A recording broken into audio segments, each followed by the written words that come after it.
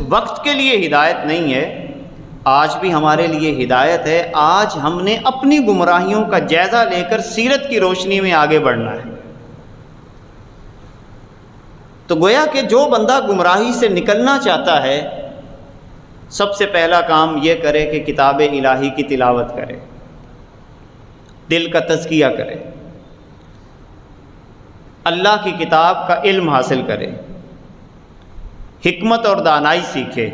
جب یہ کام کرتا چلا جائے گا تو اس وقت اس کی اپنی ذات سے اور پھر اس کے بعد اس کی ذات کے نور سے اللہ تعالیٰ لوگوں کے اندر سے بھی گمراہی کو ختم کرتا چلا جائے گا۔